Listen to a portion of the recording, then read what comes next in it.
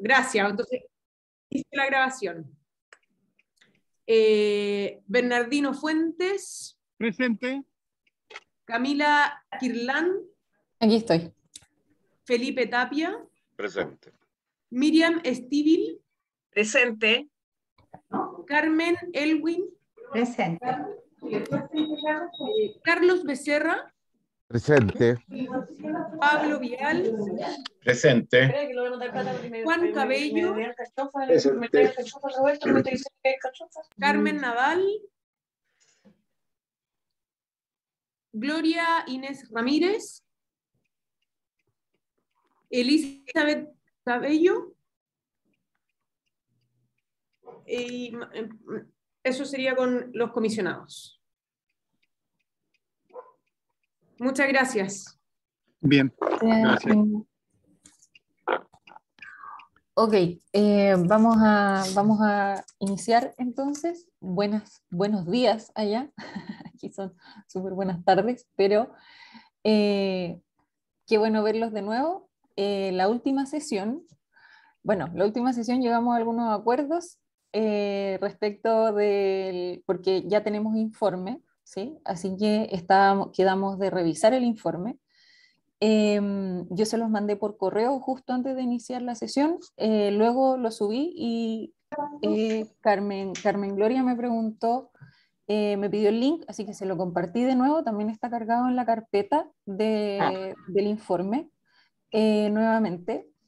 Entre la sesión pasada y ahora, lo que hice fue enmendar los comentarios que estaban pendientes, tanto de Carmen Gloria como de Pablo, ¿sí? Así que esos comentarios quedaron, incluso de las versiones anteriores, quedaron incorporados en la última versión, ¿ya? Que de hecho la voy a subir de inmediato para que la puedan ver ustedes mismos en sus ordenadores. Le voy a poner versión 6 y les voy a mandar el link al chat de la sesión. Enseguida, denme un segundo para cerrarlo aquí y que no vaya a quedar la fuga. Entonces, mientras yo cargo los documentos, mi pregunta para ustedes sería si hay otros comentarios que hayan podido, respecto del informe, que no hayan sido registrados en el Drive, de manera tal de poder registrarlos ahora y yo poder incorporarlos al documento final.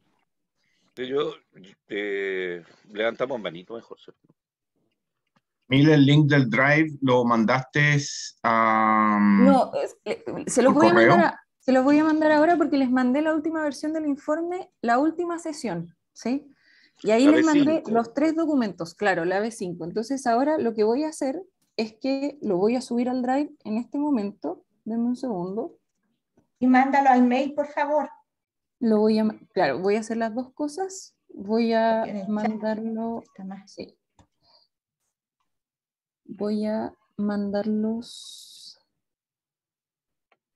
aquí. Lo voy a volver a subir acá. Se los voy a mandar por correo también.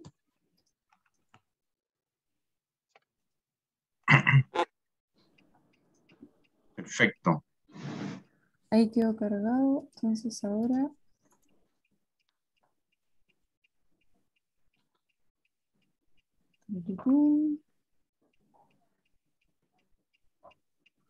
A mí me han llegado correos de que están resueltos algunas de las observaciones que había puesto o dudas que había planteado, así que está, eso todo lo he recibido. Perfecto. Yo también. Yo tengo, por mientras avanza, Camila, me dejó una duda ver el documento. Encontré que la parte inicial, como que no debía ser la parte inicial. Claro, deme un segundito. O sea, como que no, siento que no introduce a la situación. Claro, como, lo que pasa... Eso forma parte como de más adelante. Se necesita algo como más... Claro, bueno, pero no sabía si eso era una formalidad y todo, por eso te lo planteo ahora.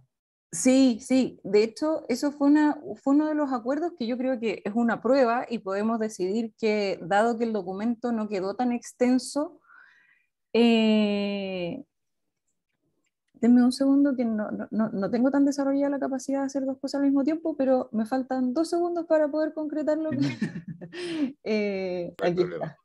está. Sí. Ahora sí. Ahí está enviado se los acaba de mandar el link y los documentos finales del informe con los comentarios enmendados. Bien, entonces ahora sí los miro.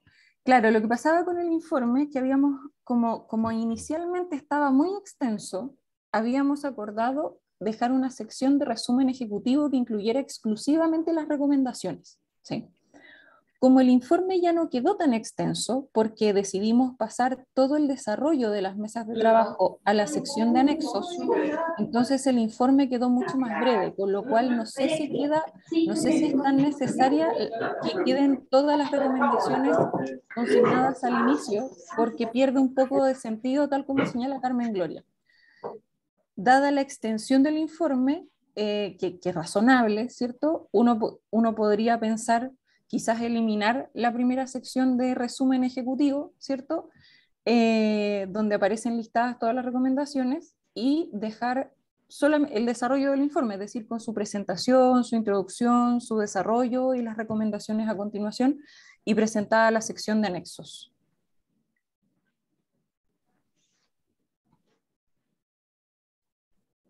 Estoy abriendo como para...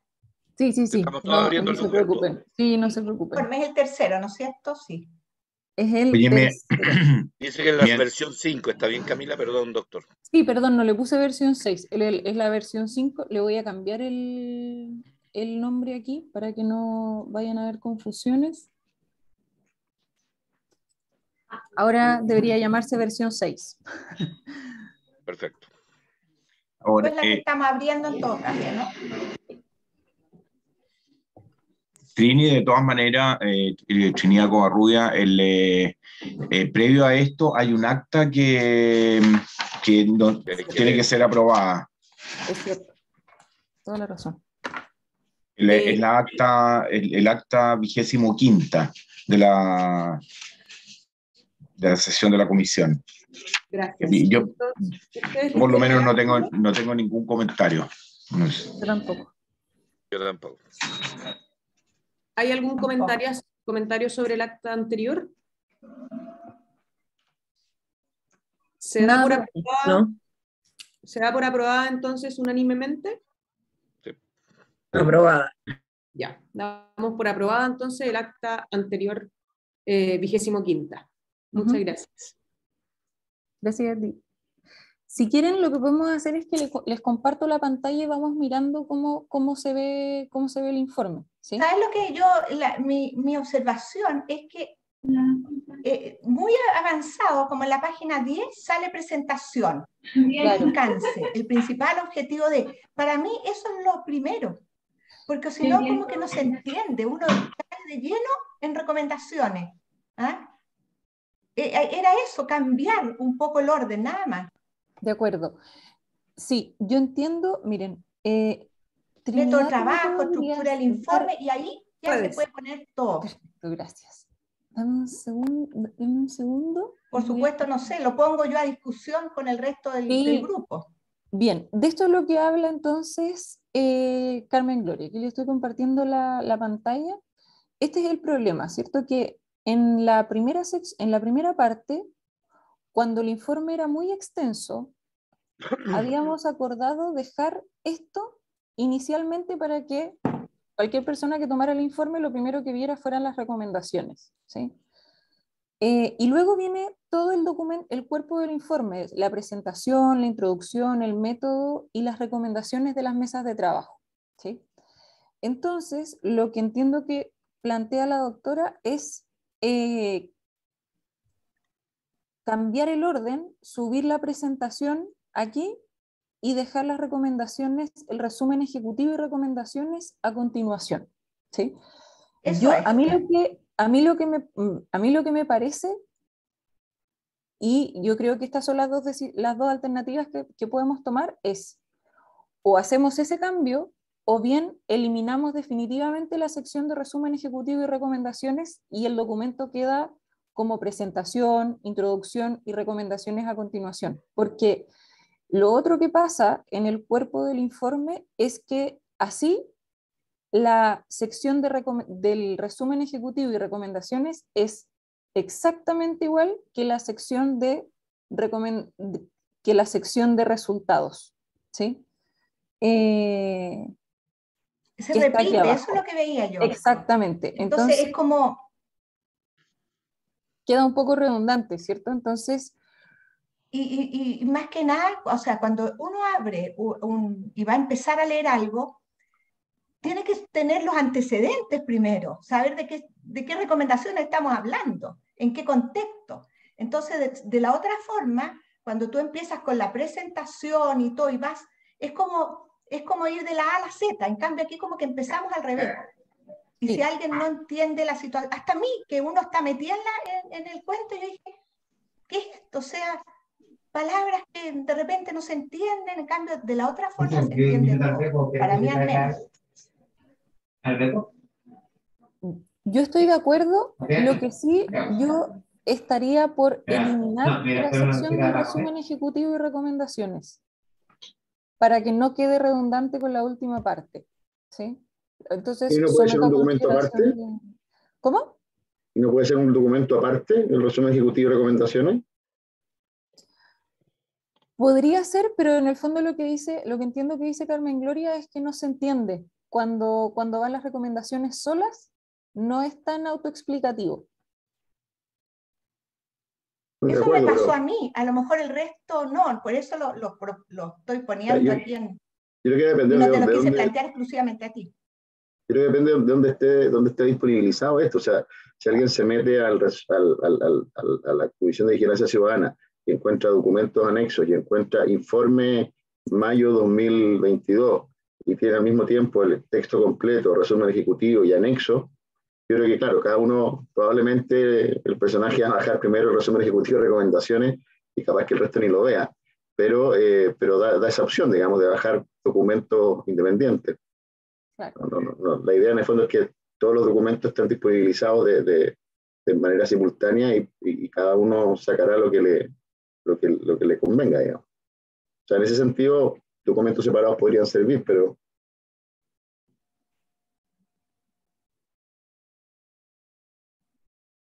Seguimiento lo que dice Juan Francisco, yo creo que el resumen ejecutivo es necesario, pero siempre que no sea una repetición de lo que hay en el texto original. Es decir, efectivamente tiene que ser un resumen ejecutivo. A lo mejor habría que trabajar en eso, porque en realidad no se entiende que como resumen ejecutivo se comience por el final del documento original. Entonces, a lo mejor deberíamos trabajar en hacer un resumen ejecutivo de 1 o 2 páginas que muestre la metodología de trabajo, quién es la comisión, y mencionar que se hacen recomendaciones específicas que están en tales y cuáles páginas. Perfecto, sí. Y eso puede quedar como un anexo, como están diciendo, perfectamente.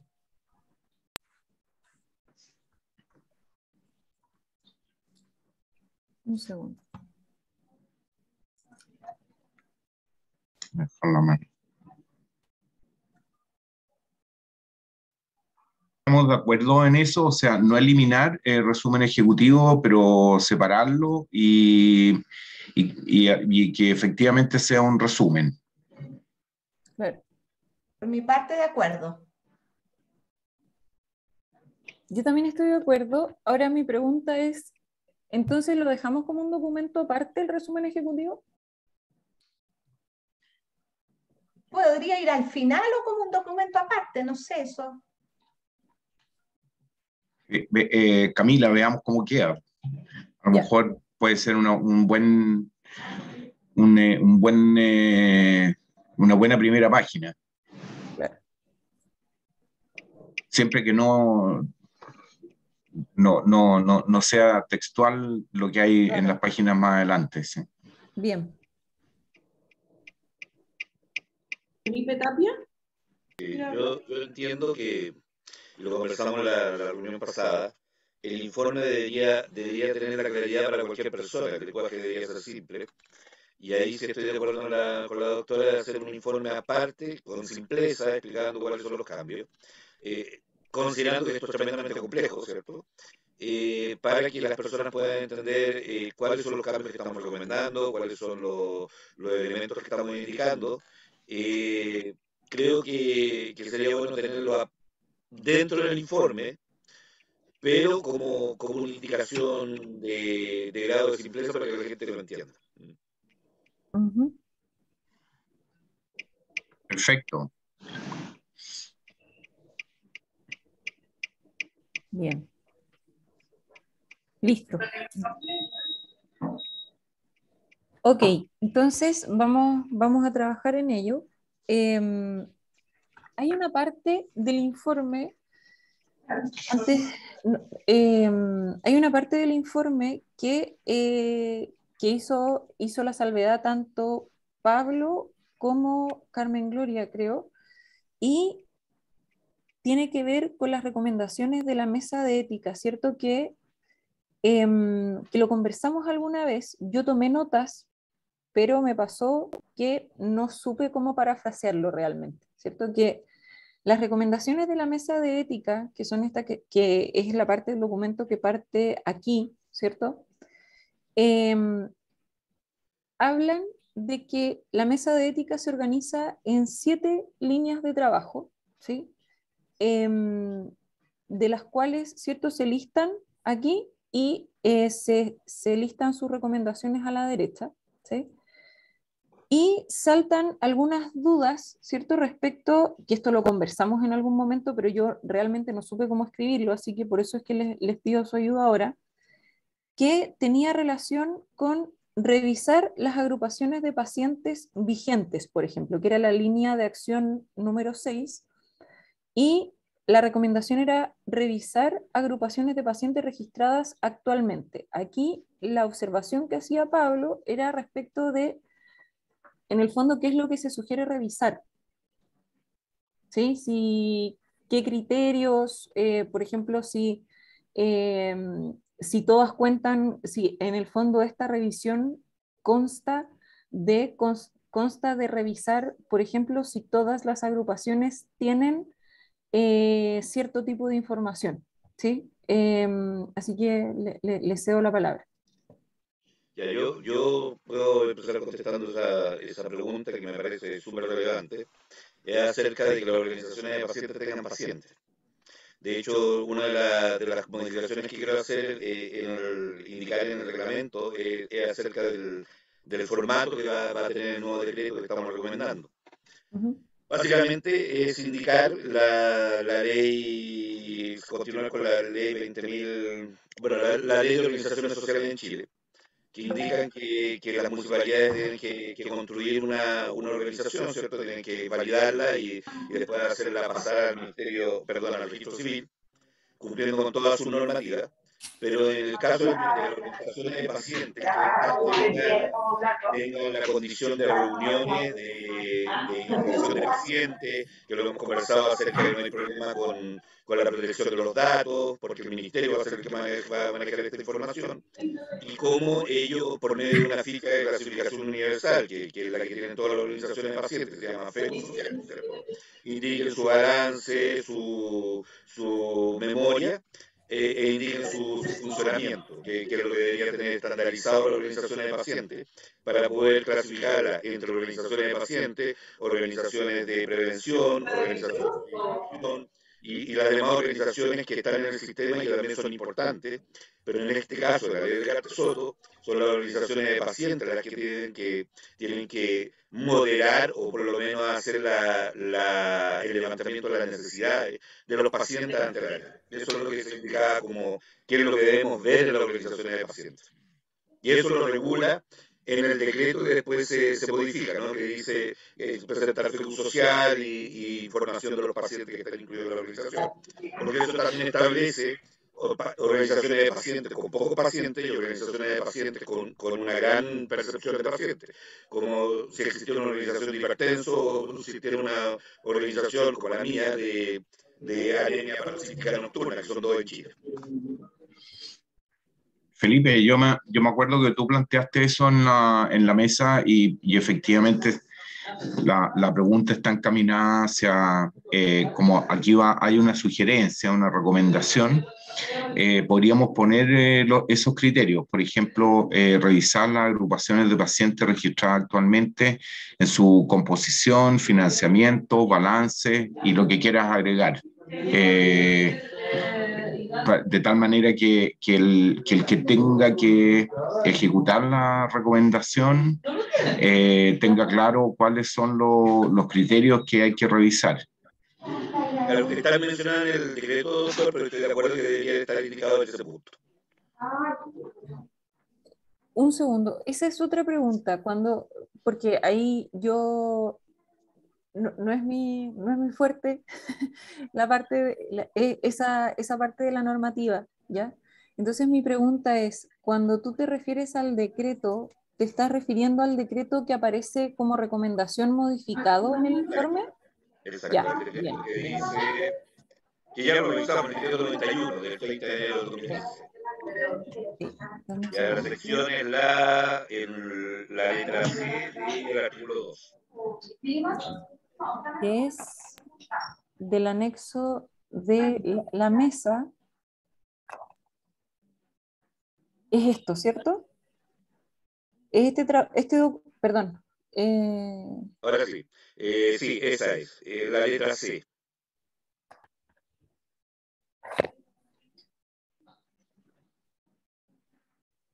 Ya, es que aquí tengo otra duda, porque este documento, ¿cierto? Era parte de los documentos de trabajo de la mesa, y entiendo que de este documento se desprende qué es lo que se debería modificar.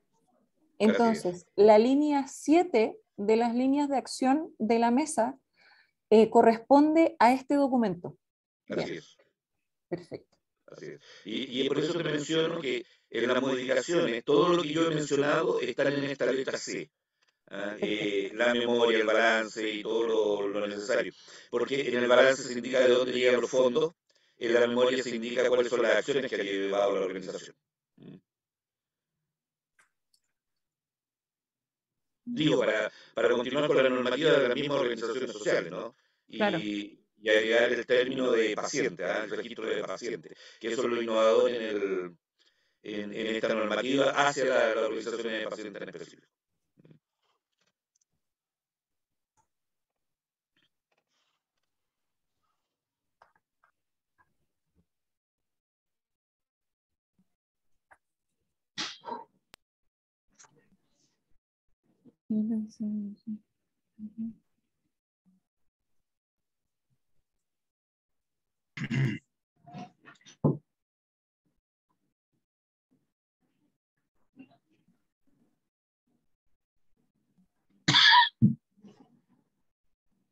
¿Así te parece, Felipe?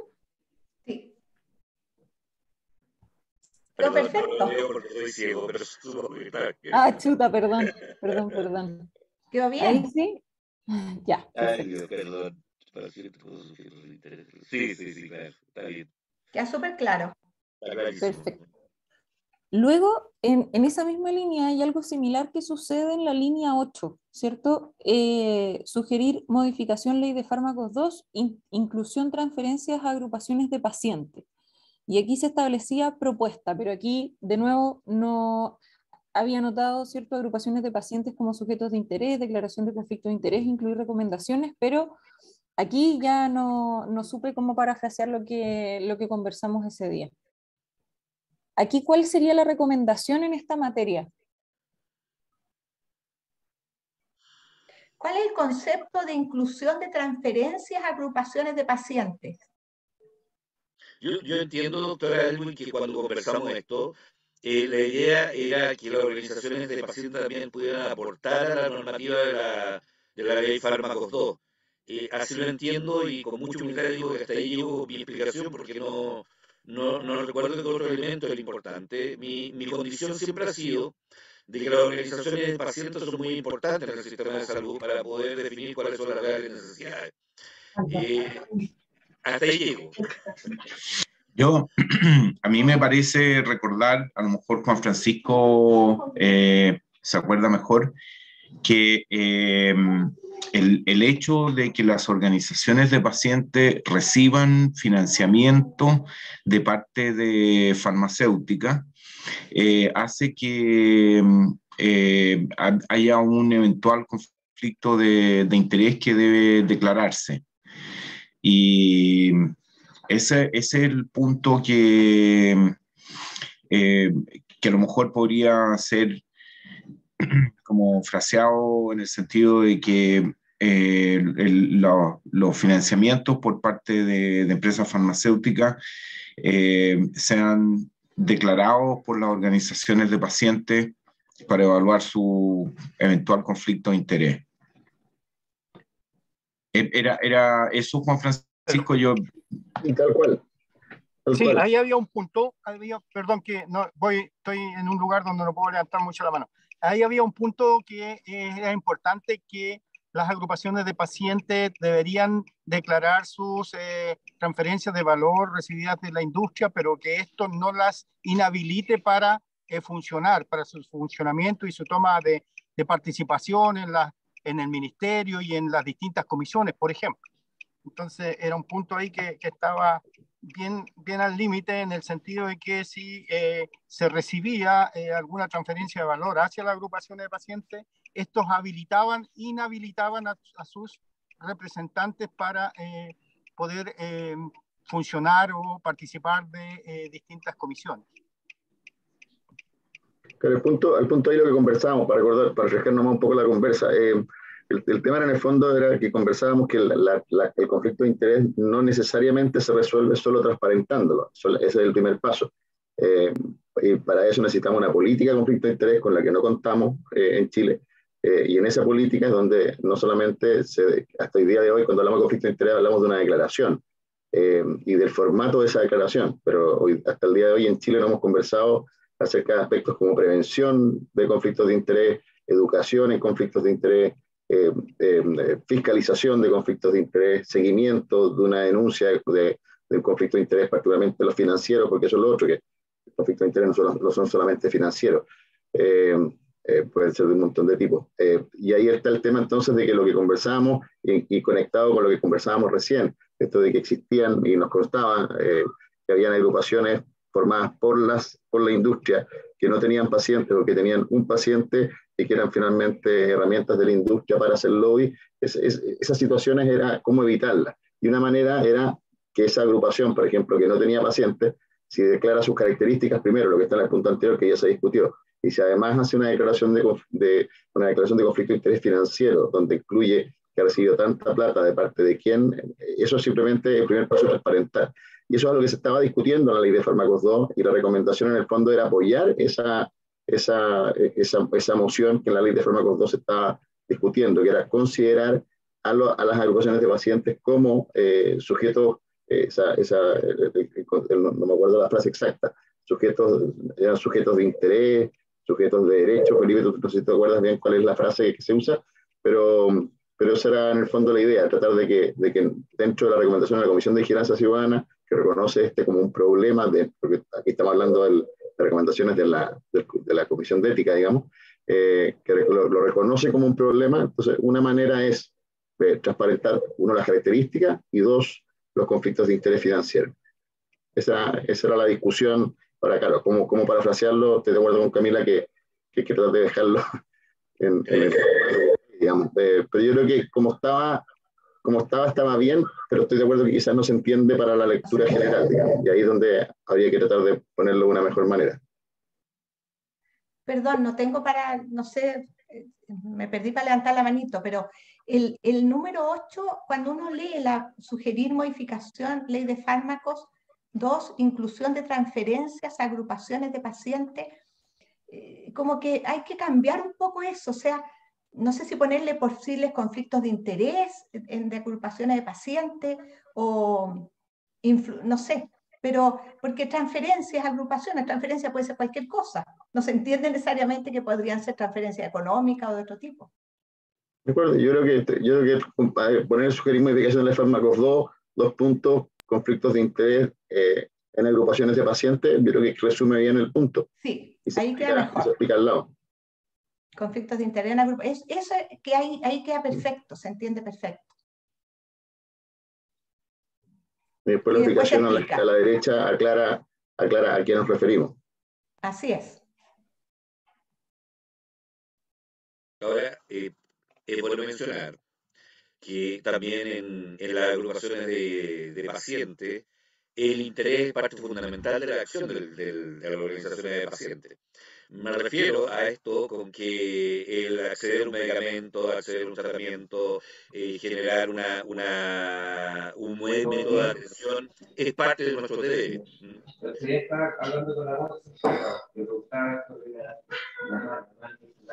¿Les parece así como el texto que está destacado? Perdón, considerar a las agrupaciones de pacientes como sujetos de interés que deben declarar las transferencias de valor de la industria farmacéutica que no impida, sin embargo, sin que esto impida,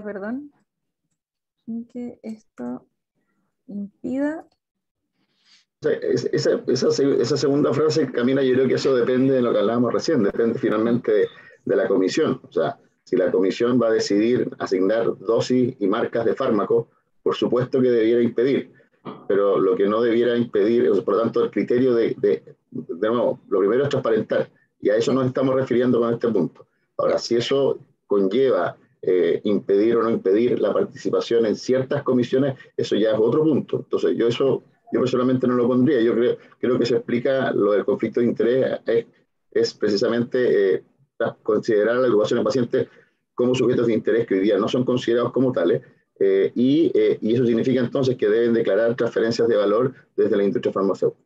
Y yo creo que con eso se explica. Hasta ahí. Ahora, lo siguiente va a depender de otra cosa. Va a depender de que Chile cuente, por ejemplo, en el futuro cercano, una política de conflictos de interés que incluya a las agrupaciones de pacientes. Aunque la industria hoy día ya por ley de fármacos 2 está obligada a declarar toda transferencia de valor que haga hacia las agrupaciones de pacientes y hacia también a personas naturales. Eso va a quedar ya transparentado porque cualquier agrupación de pacientes que reciba transferencia de valor va a quedar en la página web. Eso es lo que está en discusión, Bernardino, y eso es lo que queremos apoyar como Comisión de Vigilancia Ciudadana, precisamente porque esa ley todavía no está aprobada.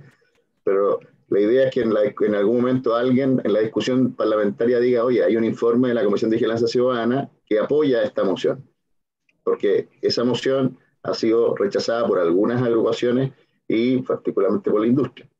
Entonces, a eso iba el comentario, a eso iba el punto 8, a que la Comisión de Vigilancia Ciudadana discute esto y apoya esa moción. Precisamente ese es el punto. Entiendo.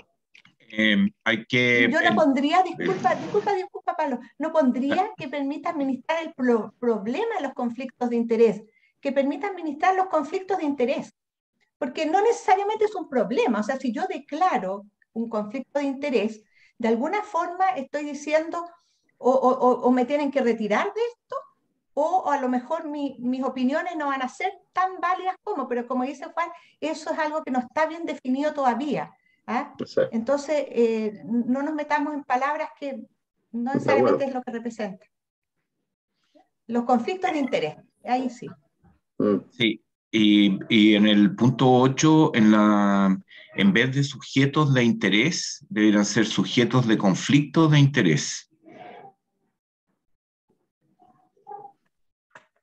Ahora yo entiendo el punto que levanta Bernardino, ¿eh? Que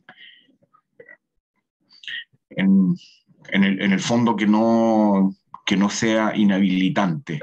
Pero como dice Carmen, claro, ¿qué es lo que pase con esa declaración de conflicto de interés? No es tema nuestro. De nuevo, yo digo lo importante es recordar que en la Comisión de Vigilancia Ciudadana este fue un tema que se discutió y en el que estuvimos de acuerdo en algunos puntos, no en todos, de hecho, pero en uno de los que estuvimos de acuerdo es la transparencia. Yo creo que eso es lo que queremos reflejar acá, digamos, es lo que estamos conversando ahora. No estamos todos de acuerdo de si se inhabilita o no se inhabilita, qué consecuencias tiene esto, pero lo que estamos todos de acuerdo es en la necesidad de la transparencia. Y eso es lo que tiene que quedar plasmado en la redacción de eso. Me parece que eso es lo que me parece recoger la discusión que tuvimos en la comisión, digamos. Porque ahí no vamos a discutir de nuevo si estamos todos de acuerdo en qué consecuencias tiene esto, de nuevo, que es lo que hablábamos recién. Eso vendrá para harina otro costal, digamos. Pero yo creo que lo que debe quedar en el informe es que hubo una preocupación de parte de la comisión, que hubo una discusión y que hubo un punto común que es este, el de la transparencia. Perfecto. Clarísimo, entonces. Ok. Entonces, mi pregunta es, ¿había alguna otra observación? Porque estas eran las observaciones que yo recogí, porque las observaciones de Pablo, de Carmen, fueron enmendadas en el informe que está cargado ahora. Yo, terminando aquí, cuidado que voy a, ya, y esto les voy a contar por qué lo hago así, ¿cierto? Cuando ustedes hacen comentarios en el documento que está en el Drive, yo tomo esos comentarios y los incorporo en el documento original, porque si no, si lo hago todo en el documento que está cargado arriba, se desconfigura después en la descarga, ¿sí? Eso es lo que pasa con Google Docs.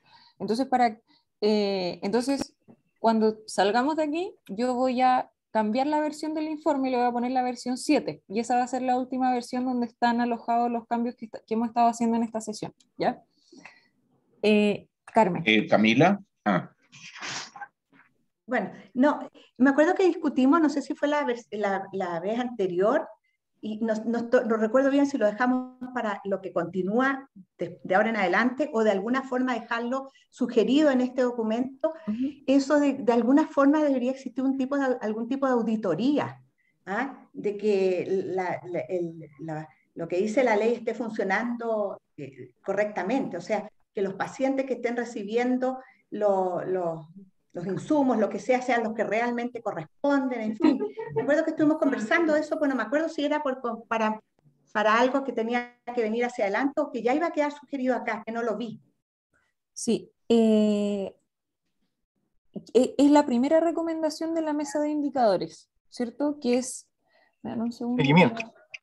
Que es que actualmente el sistema de protección financiera cuenta formalmente con un sistema de monitoreo para la entrega de garantías a los beneficiarios coordinado por FONASA. Adicionalmente, otros actores vigilan el funcionamiento de cada componente del sistema, como la Superintendencia de Salud, la División de Presupuestos, la Central Nacional de Abastecimiento y la Oficina de Coordinación de Garantías. Sin perjuicio de lo anterior, la Comisión considera que se requiere un mecanismo formalmente establecido que integre la información actualmente recogida e incorpore además la evaluación de los resultados en salud producto del uso de las tecnologías sanitarias incluidas, que esto podría ser producto del uso de las garantías. Así es.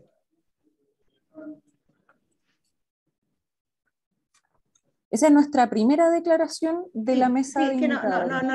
No me había fijado bien. En el fondo, ¿cómo aparentar que de alguna forma se explicite no me acuerdo mejor la importancia de como auditores externos, no sé cómo decirlo, porque en el fondo, ¿cuál es la auditoría que se hace? ¿Estamos seguros que todas las cosas están llegando al paciente, que realmente se hicieron los procesos como corresponden? Conversábamos que a veces hay procesos que no se están haciendo, se están saltando etapas. Entonces, no sé cómo interpretar eso, que se entienda un poco más explícito. Sí, yo creo que quizás, porque es justamente lo que tratamos de abordar en la primera parte, que en realidad es que nuestro primer conjunto de recomendaciones es que exista un sistema de monitoreo, ¿cierto? Pero que exista un sistema de monitoreo que articule lo que hoy día se está levantando entre los distintos actores. En el fondo, la recomendación suya, doctora, sería incluirlo como más explícitamente. Claro, porque en el fondo dice, la ley cuenta con un sistema de monitoreo, pues lo están haciendo. Existe un informe, se está monitorizando esto y realmente esto está funcionando como corresponde, ya sea en los tiempos, en que los sujetos que fueron beneficiados por el tratamiento son los que realmente deben beneficiarse o no, en fin, creo que eso es importante porque a veces han habido situaciones que no, en distintas áreas que las hemos conversado acá. Sí. No sé si están de acuerdo conmigo o a lo mejor estoy... Pablo, ¿tú tienes levantada la mano de antes o es ahora? Pero es algo distinto a lo que estaba planteando la Carmen, perdón, así que si perdón. quieres cerremos ese tema, porque era una observación como de forma nomás. Estoy mirando un segundo, pensándolo, porque yo estoy de acuerdo con... De hecho, yo creo que estamos todos de acuerdo porque en realidad es algo que es como el espíritu de lo que estamos Claro. haciendo. Esa es la ley de vigilancia y control, o sea, que exista, no sé, que de repente uno vaya, veamos, así como se hace en auditoría, que no necesariamente se audita todo, sino que elijamos 5 cosas de esto, a ver, cumplió con todos los requisitos, a eso me refiero. Claro. Sí, lo que pasa es que eso existe, pero no está consolidado en un sistema que dé cuenta de aquello. Entonces, cada peso que se gasta en Ley Recarte Soto, cada acción tiene un seguimiento porque esa es la misión de los que están encargados de esto, aprovechar de mejor forma y de la mejor forma los recursos. Pero todos trabajan en esa línea, pero no está consolidado, como digo, en una especie de plataforma o en algún instrumento que dé cuenta de esto. Y eso es lo que debería existir. Eso es lo que se trata de decir. Ahora, yo creo que yo creo que estamos todos de acuerdo. Ahora, claro, es difícil, quizás uno podría decirlo en el resumen ejecutivo, ¿cierto? De entrada, ¿cierto? De una forma más sucinta, porque en el fondo las recomendaciones desde la 1.1 hasta la 1.4, ¿sí? Se refieren a que se requiere implementar un sistema de monitoreo que nos permita mirar todo lo que está pasando y tomar acciones al respecto, ¿sí? Ahora, yo mirando la normativa, a mí me parece que esa función recae justamente, o sea, esa función de la ley recae justamente en nosotros, ¿cierto? Y por eso es que nosotros en esta vuelta lo que estamos haciendo es proponer basalmente un set de indicadores de sistema de monitoreo, que nos sentemos con la autoridad sanitaria a mirar cada uno de estos componentes, ¿cierto? Y hacer el centro articulador de estos indicadores, en definitiva, ¿cierto? O sea que, ok, dado que ya miramos lo que está levantando FONASA, lo que está levantando la Oficina de Coordinación, lo que está levantando Hacienda, bueno, quedemos de acuerdo de qué es lo que vamos a estar mirando, porque responde a las preguntas que nosotros nos estamos haciendo respecto del funcionamiento, que nos van a permitir decir cómo mejorar el funcionamiento de la ley, finalmente, ¿cierto? Eso es la base de hecho, por eso es el primer set de recomendaciones, ¿cierto? Que es del conjunto de indicadores que quizá uno podría ponerle relacionadas al sistema de monitoreo, más que del conjunto de indicadores, ¿cierto? Porque desde mi punto de vista, las recomendaciones desde la 1.1 a la 1.4 recogen justamente eso, pero es como un camino, ¿cierto? Hoy día hay un sistema de monitoreo, podríamos usar este marco conceptual, estos son los indicadores potencialmente relevantes, se requiere revisar este conjunto de indicadores para poder mirar cómo lo podemos hacer mejor. ¿Felipe? Yo tengo eco, por eso estoy apagando el sonido. Yo creo, estoy totalmente de acuerdo con la doctora Edwin, y creo que la ley nos da esa facultad a nosotros y esa capacidad para hacer las revisiones que tenemos que hacer en el sistema. Pero creo que en esta vuelta lo que teníamos que determinar, y creo que lo que estamos consiguiendo con esta comisión, es determinar los indicadores necesarios para poder hacer los análisis posteriores. Yo creo que el deber de la comisión el próximo año, o sea, una vez terminado este informe, es revisar dos aspectos fundamentales de la ley, que es cómo se está cumpliendo en el día a día de los pacientes. O sea, ir a un hospital, que nos abran toda la información, que nos determinen cuántos pacientes han sido atendidos, esos 2.800 que a mí me pesan todas las noches de que no han recibido atención, que representan el 7% de la población de la ley de Cartes Soto. Ir al hospital de Magallanes, es decir, ábrame la oficina de Magallanes para saber cómo está funcionando, porque es diferente Santiago a las regiones. Entonces, todos esos detalles nosotros tenemos que informarlos y declararlos en la próxima etapa, además de cómo se está realizando la investigación en Chile, cómo impactó el COVID en la investigación en Chile, la normativa, que son elementos que la comisión, por el simple hecho de ser una comisión de vigilancia y control y estar determinados dentro de la ley, es nuestro deber tener que vigilarlas y controlarlas. Bien.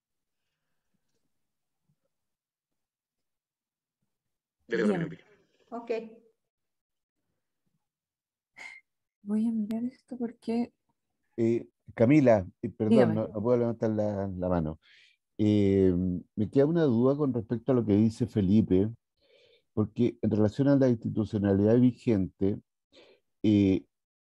las recomendaciones del seguimiento y la auditoría de los sistemas que se proponen con este conjunto de indicadores no significan necesariamente que sea esta comisión la que vaya, digamos, como lo expresó Felipe, a requerir información directa sobre los establecimientos, porque esto es una responsabilidad que le debería corresponder al Ministerio de Salud a través de su brazo de las redes asistenciales, o a la institucionalidad actualmente vigente en el Ministerio de Salud. Me queda esa duda, a lo mejor yo estoy equivocado. A mí me parece que la normativa efectivamente señala que o sea, que le corresponde a la comisión vigilar el funcionamiento del sistema, elaborar recomendaciones para mejorar su funcionamiento, pero esas recomendaciones no son vinculantes. Gracias. Yo tengo, contestándole al doctor Vial, yo tengo la impresión que la ley nos da espacio para hacer eso, y nos permite requerir a cualquier persona que esté involucrada o cualquier institución que esté involucrada en la ley de citar a la comisión. Eso es lo que nos permite la ley per se.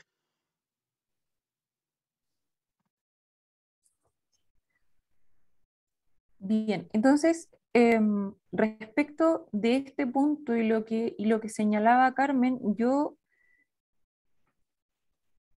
lo que estoy pensando, o sea, porque mi pregunta es la siguiente, porque este tema que estamos conversando, que está en el centro de nuestra operación, ¿cierto? Está recogida en el primer grupo de recomendaciones. Mi pregunta, doctora, es, ¿necesitamos partir de una forma más explícita para que se entienda para dónde va, quizás?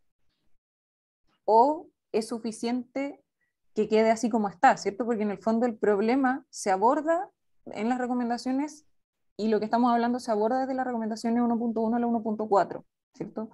Mi pregunta es si deberíamos, ¿cierto?, cambiar la redacción de principio, ¿cierto?, para decir, este es el problema y esta es la solución a ti. Bueno, esa era justamente mi duda, de que en ese texto como que no queda claramente reflejado, o sea, como que de alguna forma se dice que están los mecanismos, están las cosas, ¿ah? Pero realmente se están cumpliendo, o sea, eso es algo que nosotros tenemos que evaluar. Pero de alguna forma se pone ahí que sin el prejuicio al anterior, la comisión considera que se requiere un mecanismo formalmente establecido que integre la información. Yo creo que ahí queda incorporado. Pero es que aquí estamos poniendo la evaluación de los resultados producto del uso de las garantías. Pero ¿a dónde voy yo? ¿Las garantías se están usando realmente? ¿Se están usando bien? Ese es un poquito mi... Claro, lo que pasa es que ahí hay dos ejes que son distintos, ¿cierto? Porque hoy día el sistema de protección financiera no incluye la evaluación de resultados en salud del uso de las tecnologías, no lo incluye. Yeah. Por eso ahí aparece mencionado aparte, ¿cierto? Por eso dice que incorpore además, ¿cierto? Porque hay dos problemas, que se evalúe y que mejoremos en el tiempo, lo cual hoy día nos cae a nosotros, pero hay un tema que hoy día no nos cae a nosotros, ¿cierto? Porque no está definido en la ley, que es la evaluación de los resultados del uso de las tecnologías, de los resultados en salud de los pacientes. Así es.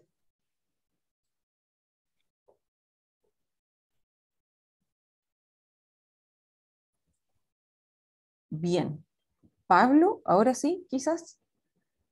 Sí, mira, una cosa también para que lo recoja la Trini, que al final del acta de la sesión 25 había un plazo hasta el 12 de mayo para recibir comentarios y para elaborar la versión final. Entonces, en esta sesión debiéramos reconocer que ese plazo se cumplió y fijamos un nuevo plazo para esta última versión. Sí. Para que sea acotado y tengas tranquilidad tú, Cami, que ha terminado. Sí. O tu trabajo. Nuestro trabajo, digamos, ¿cierto? Nuestro Pero el más grande el tuyo. No, uno trata de reconocer tu esfuerzo, Cami, así que disfrútalo. Maravilloso, maravilloso trabajo. Muchas gracias. Muchas gracias. Volviendo a la pregunta de Pablo, ¿cierto? Lo que faltaría para concretar este esfuerzo, ¿cierto? Un poco para dejarlo consignado en el acta, sería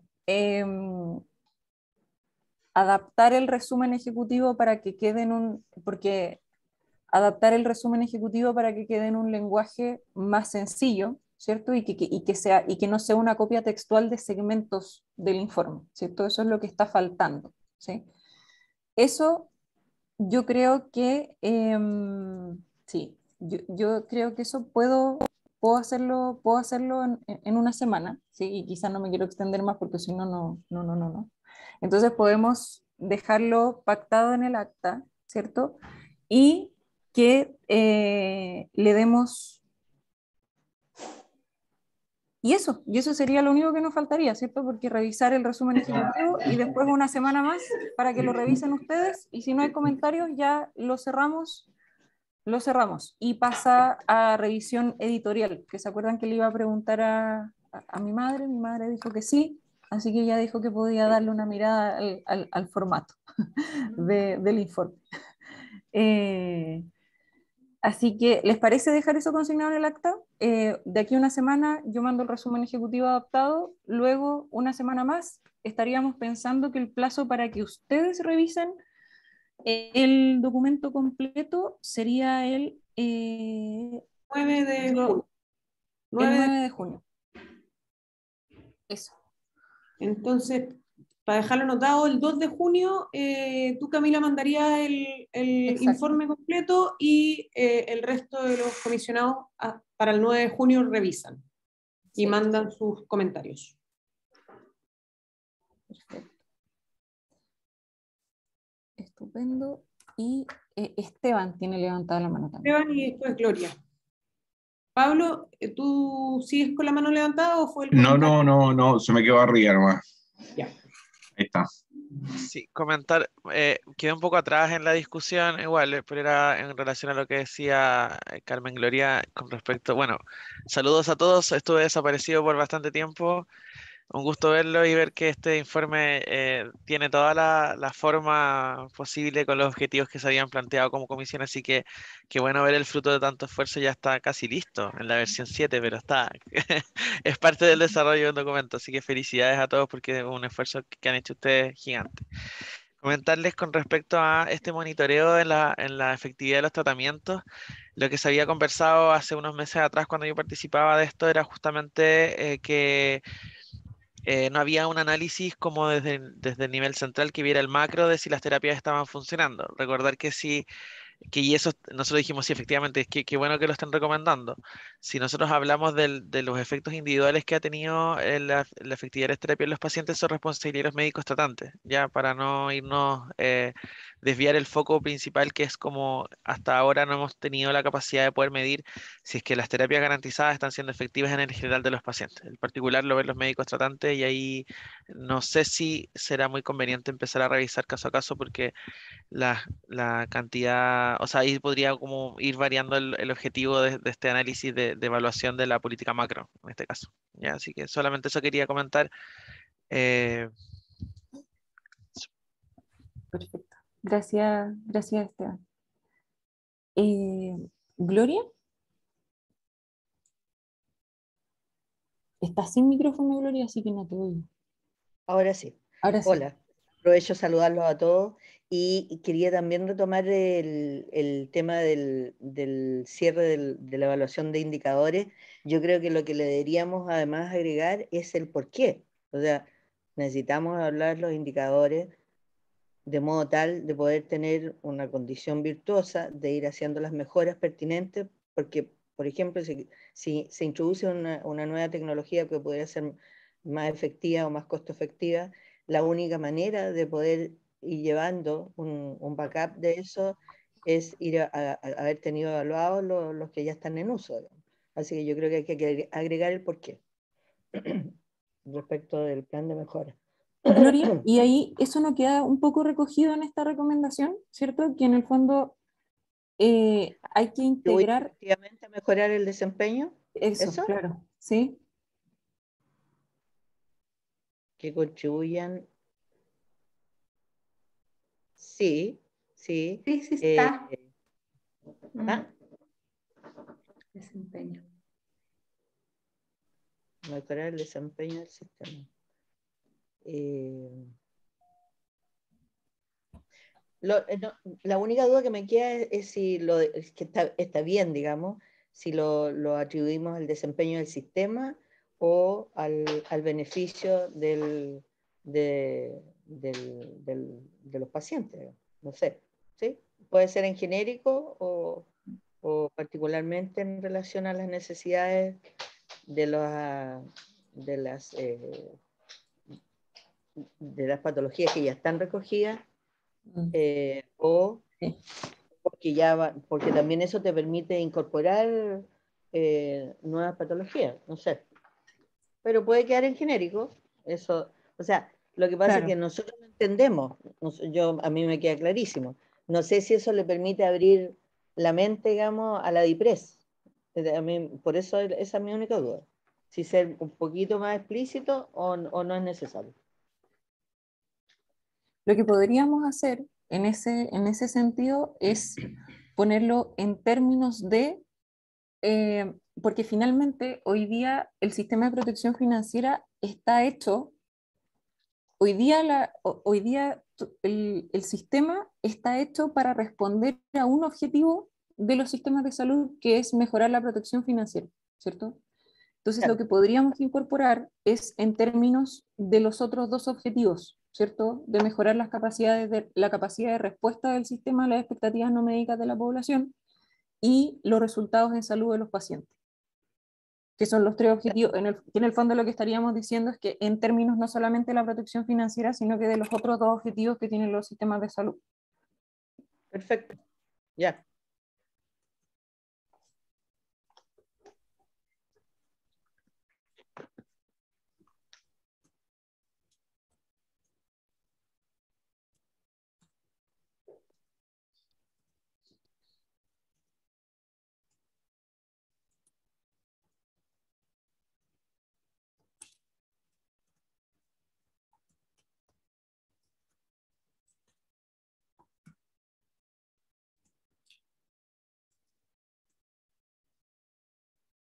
Esteban. Ajá. Estás con la mano levantada. Tenía que bajarla. Ya. Perfecto. ¿Ahí sí, Gloria? Bien. Ok. Entonces, voy a subir esta versión, así como está, la voy a subir, les voy a dejar de compartir la pantalla, voy a subir esta versión enseguida Y la próxima semana, ¿cierto? Tendríamos documento el resumen ejecutivo, ¿sí? Así que le voy a poner aquí versión 7 y la voy a subir.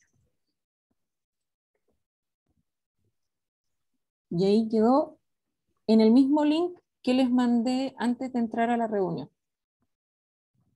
Entonces, esto ya, yo creo que para ir aprovechando unos últimos minutos de reunión, ¿cierto? Para la próxima sesión, ¿cierto?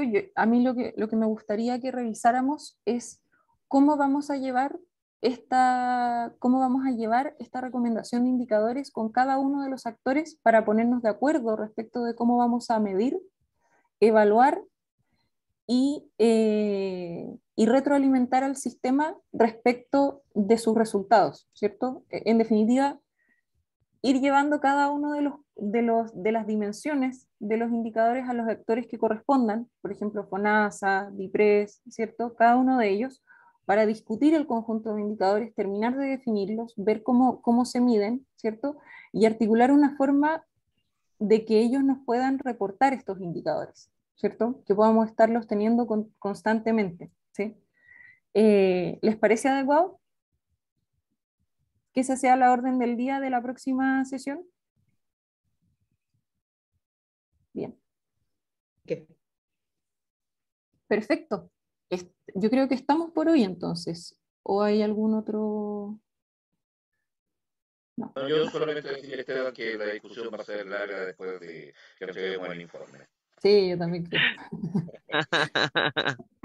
Este no es el momento de la discusión, pero después del informe volveremos. Claro. Bueno, para eso estamos, ¿no? Sí, yo creo, Camila, que es bueno darle término, y además que esto es un reflejo de las 25 reuniones que hemos tenido, cómo hemos aprendido a trabajar, lo que tenemos que hacer, y obviamente que es algo sobre lo cual se puede construir y agregar, o sea, es una base, y de estar tranquilos de que este es un documento que puede muy flexible, que puede modificarse en el futuro, que pueden haber nuevas recomendaciones, en fin. Perfecto. Sí, muy de acuerdo. Ok, listo. Sí, entonces... un segundo, sí. por favor. Sí. Nada más que un recordatorio para que se le transmita a Tamara por parte de Trinidad en relación a la información que se le estaba pidiendo a las agrupaciones de pacientes en relación a sus personalidades jurídicas y también a sus directorios para seguir y continuar con el proceso de elecciones que se vienen más adelante. Yo creo que un poco por la licencia que tiene, esa información al parecer no se ha enviado, así que sería bueno recordarle el día lunes a Tamara que la empiece a enviar para que este proceso no se atrase o las agrupaciones de pacientes reciban la información a destiempo. Muchas gracias, anotado. Gracias. Bueno, muchas gracias por esta sesión. Fue muy fructífera, así que les agradezco a todos su participación. Voy a dejar de grabar y nos despedimos. Perfecto. Muchas gracias a todos. Que estén muy bien. Adiós. Adiós.